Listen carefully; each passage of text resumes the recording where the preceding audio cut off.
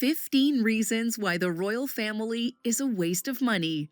The royal family is often seen as an iconic and beloved part of British culture. But is it really worth the cost? From security expenses to travel costs, from maintaining palaces and estates to receiving funds from the government, there are many reasons to question the value of having a monarchy. Join us as we take a closer look at 15 reasons why the royal family is a waste of money. Number 1. The astronomical cost of royal security. Starting with number 1, we have the security cost that's easily equal to tens of millions. In fact, only the Duke and Duchess of Sussex's annual security bill easily touches around $2 million to $3 million for around-the-clock protection. That's according to 4 security experts interviewed by Forbes. Though a spokesperson for the royal couple declined to comment, Forbes is persistent that the claims might actually be true. The couple's security needs are far beyond the grounds of their 7.4-acre estate, as they need teams to scout out locations ahead of any planned visit and provide vehicles to escort them safely. They also need security experts to likely monitor their social media continuously and stay in touch with local police to identify threats and possibly even employ decoys to throw the paparazzi off their trail. Other than that, until 2011, Prince Andrew's daughters, Princess Beatrice and Princess Eugenie, had received protection at a reported cost of £500,000 per year, and ever since then, they've covered the cost themselves. But this doesn't change the fact that there's a police task force and the Royal and VIP Executive Committee, RAVEC, that ensures the royal family and public figures have round-the-clock protection, and this is primarily funded by the state. Add to that the simple fact that the royal family's residences are all located in very expensive areas, and the cost of providing security for these properties becomes even more considerable. Number 2. High travel expenses. As we often see in the news, the British royal family is constantly traveling. Between the late Queen and Prince Philip, King Charles and Camilla, Prince William and Princess Catherine, and even Prince Harry and Meghan Markle, the royal family is never short of people who are always on the go. And all that travel adds up to a hefty budget, most of which is paid by the state. In fact, according to a 2019 analysis by Go Banking Rates, the royal family spent about $6 million on both personal and professional travel in 2017, and that number seems only to be growing. The title of the most lavish and the most expensive trip on the list goes to King Charles and Camilla's 2017 jaunt to Italy, Romania, and Austria.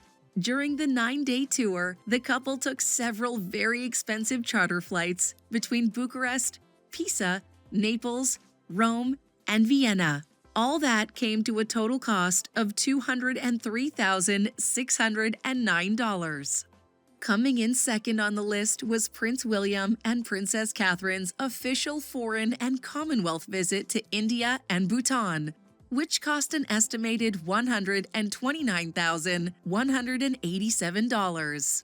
Another of the royal family's more expensive trips is when King Charles took a trip to Israel in 2016, which cost $96,958. Number 3. The cost of maintaining their palaces and estates. Though the royal family owns many estates and palaces, Buckingham Palace requires a lot of money for upkeep alone. According to sources, the palace's renovation at the end of 2021 was expensive and extensive. In fact, property maintenance accounted for a big chunk of the spending last year too, approximately £64 million, because of a 10-year project to overhaul pipes, wiring, and electricals at Buckingham Palace. In 2021, the total spent on Buckingham Palace was £102.4 million, as work on the palace reached an intensive phase. Reports suggest that the total repair bill for the palace rebuilding remains the same, at £369 million. The keeper of the Privy Purse, Sir Michael Stevens, who controls the royal finances, said, There was a significant increase in work against a hard deadline to enable Buckingham Palace to be at the center of the Platinum Jubilee celebrations. The Daily Mirror questioned the royal spending on its front page with the headline reading, £100 million for the royals, record payout for the firm as the nation feels the pinch. And anti-monarchy campaign group Republic said the expenditure was too much. As always, while the rest of us faced a cost of living crisis and continue to squeeze on public services, the royals walk off with hundreds of millions of pounds of taxpayers' money, the group's chief executive Graham Smith said. Nevertheless, palace officials were very quick to defend the cost and said King Charles and the royal family pay close attention to rapidly soaring living costs and are extremely conscious of the crisis. Apart from this, the Sunday Times reported that King Charles was given a total of €3 million, $3.2 million, by Sheikh Hamad bin Jassim bin Jaber Al Thani. Charles' office said the donations were passed immediately to one of the prince's charities and that appropriate governance was carried out. Number 4. The Sovereign Grant. Do you know how much it costs to live like British royalty? At least £67 million, or $85.2 million a year, according to figures released by Buckingham Palace, and that was in 2019. Most of the royal expenses are covered by the Sovereign Grant. But what is a Sovereign Grant? The Sovereign Grant is paid every year to the monarchy by the Treasury to fund the royal family's official duties, replacing the system of funding the royal household with a mixture of civil list payments and grants and aid. However, now the level of funding for the royal household is associated with the government's revenue from the Crown Estate. And as the number keeps growing, the British monarchy's publicly funded spending rose by 17% to £102.4 million, or $124 million in 2021. The Sovereign Grant is normally calculated at 15% of the Crown Estate profits. But to support the renovation of Buckingham Palace, the grant was increased in 2017-2018 to 25% of the profits, with the intention of returning to 15% in 2027-2028. And in case the Crown Estate profits fall, the Treasury can also legally top up the grant to prevent a fall in value. This was the case in 2020. And that's not all. The royal family also benefits from the Crown Estate by living rent-free in its properties. Number 5. The Duchy of Lancaster. Apart from the Sovereign Grant, the British royals also get funds from an ancient inheritance created 750 years ago in 1265, the Duchy of Lancaster. It's a privy estate of land, property, and other assets owned by the sovereign with the title Duke of Lancaster.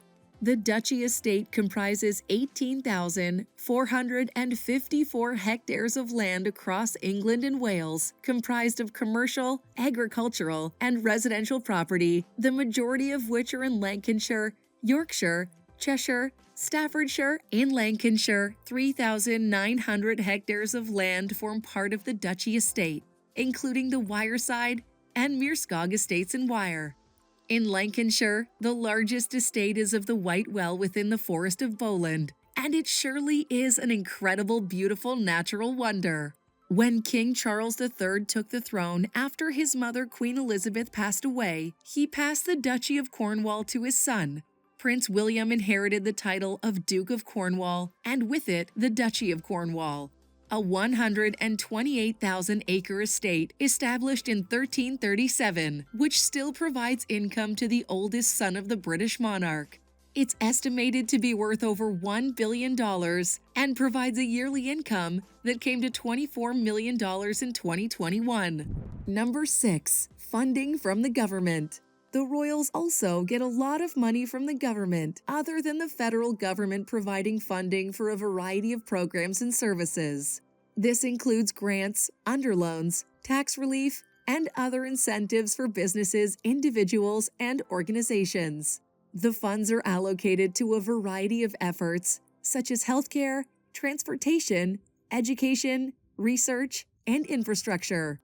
The government also provides funds for disaster relief, national security, public housing, and other programs. Number 7. Incredibly lavish lifestyle. When it comes to royals, you can automatically assume a lavish lifestyle, and there's no denying that. Talking about the late Queen alone, who owned a personal fortune estimated to be worth hundreds of millions of pounds and a large collection of jewels, including the crown jewels. The family regularly travels by private jet and helicopter. They also stay in some of the most luxurious hotels and resorts in the world.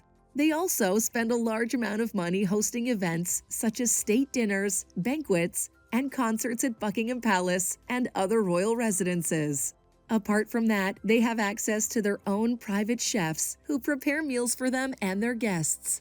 And don't forget the salons, where they can get their hair and nails done on top of having access to a fleet of luxury cars, including limousines and sports cars. For instance, all the members of the British royal family make sure they always wear the most expensive and latest designer collections from Gucci to Versace. Number 8. Expensive vacations. Talking about Prince William and Princess Catherine alone, the couple definitely enjoy vacations that are fit for royalty. They've traveled to many exotic locations, including the Caribbean, South Africa, and the Middle East. They've also been known to stay in some of the most luxurious resorts in the world. We also have to make mention of Meghan and Harry's tour to Botswana. We camped out with each other under the stars. Harry reminisced in their joint engagement interview. We were really by ourselves, which was crucial to me to make sure that we had a chance to get to know each other. Other than that, King Charles and Camilla have spent their summer holidays in Corfu, Greece for many years. Thanks to these lavish vacations, it's no surprise that the Sovereign Grant and Sovereign Grant Reserve revealed that the royal family spent more than $5 million on travel in 2021. Number 9. The staff and staff benefits are also incredibly costly. The other way the royal family spends a lot of money is on staff benefits and compliments. And this seems like an obvious expense when you want people at your disposal 24/7. In fact, reports suggest that working for the royal household can turn into a highly rewarding career, as they offer a variety of benefits. The workers are allowed 25 days of paid annual leave, and other than that, all employees get life insurance and death insurance benefits of 4 times their salary. The royals also cover all meals and subsidize accommodations for those workers whose job requires them to live on-site in London, which cannot be a cheap perk. Number 10. Unnecessary and frivolous engagements. According to a report, on average, 3,000 official engagements are carried out by the royal family each year, and most of them can surely be considered frivolous and unnecessary. The list of these unnecessary events could include anything from King Charles attending the opening of a new garden center, Prince Andrew attending a tennis tournament, Prince Edward attending a falconry show, or Prince William going on a charity horse ride, to name a few. Other activities noted include Prince Harry attending a polo match and Prince William attending a race meeting. While the royal family wants to support the public as much as possible, it comes at a very steep price. This is a clear indication that too much time and money is spent on royal engagements and activities that could be seen as unnecessary, because when it comes to the prince and the king, a small event will require so much more security and services, inevitably costing much more money than intended. This obviously adds up to thousands, if not millions of extra dollars. The list also serves as a reminder of the privileged lifestyle of the British royal family. Number 11. Self-promotion of charitable work rather than genuine charity. According to reports, the British royals spent approximately £2.4 million, approximately $3.1 million each year on the self-promotion of their charitable work. This includes costs associated with PR, marketing, and communications activities, as well as costs associated with hosting events and attending engagements. On the other hand, in 2020, the British royals spent £5.5 million, approximately $7.2 million, on charitable donations and grants. This means that they spent almost half of the money they donate to charity on telling everyone they donate to charity. Critics point out that this money could be put to better use by directly supporting charities and causes that need it most. They argue that the royals' resources would be better spent on supporting frontline charities and those in need rather than on self-promotion. Another report made it clear that royals clearly favor charities they founded themselves, which make up only 2% of their overall charitable associations, over adopted campaigns. 36% of all engagements were for their personal projects. Number 12. The royal family's role in politics is often seen as divisive and unnecessary. What are the royals for? Critics have been very straightforward in pointing that out. The royal family's role in politics is divisive and unnecessary because it's viewed as a relic of the past era when the monarch held considerable power and influence. Several anti-royal groups have also questioned the fact that if they're not making the law, why are they paid so much? The British monarchy is now largely a figurehead with no real authority, yet it's still seen as a symbol of privilege and wealth. This creates resentment among many people who view the royal family as out of touch with modern society and as a reminder of the inequalities that exist in the UK. Additionally, the royal family's role in politics is seen as unnecessary because its members cannot vote, cannot stand for election, cannot be held accountable, nor do they have to answer to the public. And that's why it's often criticized as an outdated institution that's used to maintain an unequal social structure that's spending too much unnecessary money. Number 13. Royal family's role in the economy is often seen as negative. This brings us to the conclusion that many critics eventually come to, that the royals are no longer politically involved in the country, nor are they doing any good in terms of making profits. And thus, they're actually acting as a drain on public resources and a source of extravagant spending. The royal family is estimated to cost the UK taxpayer around £290 million a year, which is seen as an unnecessary expense. Furthermore, the royal family's built a negative reputation for leading a lavish lifestyle, which many consider a display of elitism and privilege that's out of touch with the everyday lives of citizens. The royal family is also seen as a symbol of Britain's colonial past, which many people consider to be an unjust and oppressive system. Finally, they're also seen as a source of political instability, as their members often have conflicting political interests and allegiances. This can lead to tension between the monarchy and the government and can undermine the legitimacy of the government. Number 14. The royal family's role in the media is often seen as negative. Continuing right where we left off previously, their perceived elitism and privilege also sheds a bad light on the royal family, as it's easy to conclude that they spend too much to achieve perfection. The monarchy is seen by many as a powerful, anachronistic institution that's out of touch with the day-to-day lives of ordinary people.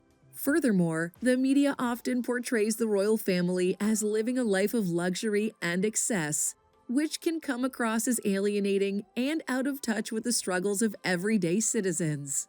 In addition, scandals and controversies surrounding members of the royal family don't help and instead further tarnish their public image. Finally, the media tend to create headlines that mainly focus on the negative aspects of the royal family's activities and thus overshadowing the positive contributions they make to society. And this, in turn, is likely why the royal family spends so much in terms of paid promotions, in order to reflect a positive image of the royals to the world. Number 15. A world of privilege and luxury life.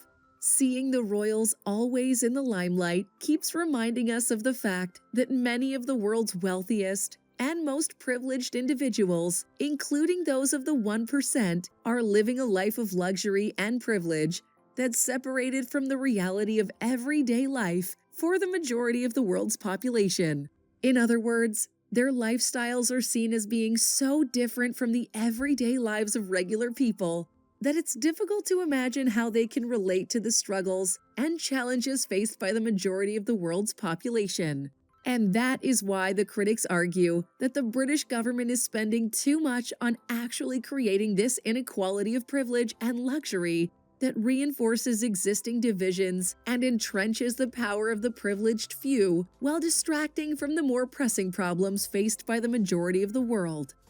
In a nutshell, though, the royal family's been an integral part of British history. With all the money they receive and the lack of accountability they face, it's clear to see why they're seen as a waste of money. We must ask ourselves whether their tradition is worth the cost to taxpayers. So that was 15 reasons why the royal family is a waste of money. Thank you so much for watching. Also, you can follow us on Instagram and Facebook to get updated with so much more content. We'll see you in the next video.